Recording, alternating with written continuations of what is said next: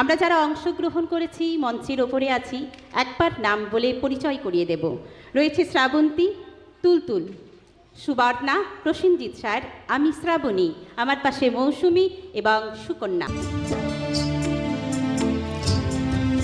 চল চল জ্যোৎস্না কুড়াই চল, চল চল জ্যোৎস্না কুড়াই চল। বনের পাতায় লতায় পাতায় পূর্ণিমারি ঢল, মালতী জ্যোৎস্না কুড়াই চল, চল চল জ্যোৎস্না কুড়াই চল, চল চল জ্যোৎস্না কুড়াই চল, চল চল জ্যোৎস্না কুড়াই চল।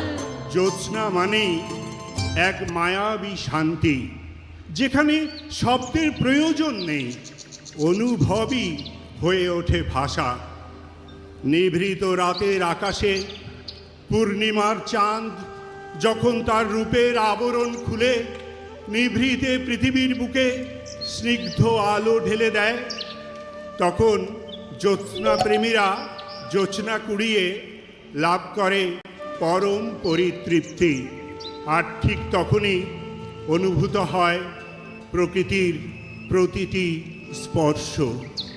ভালো লাগে নদীটির ঘাট, ভালো লাগে পলাশের মাঠ, ভালো লাগে প্রাইমারি স্কুলে সমবেত শিশু ছড়া পাঠ, ভালো লাগে হেঁটে যাওয়া পথ পুষ্পিত মৌমাছি মত, ভালো লাগে রামধনু রঙে শালমলি শিমুলের শপথ।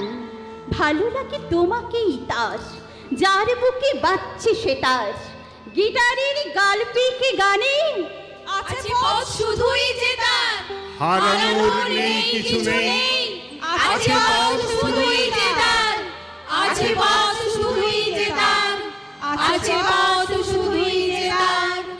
আছে পথ শুধুই যে তার। নমস্কার। ধন্যবাদ। একটু বলে রাখি, আজকের আমাদের এই যে কবিতা আলেখ্য,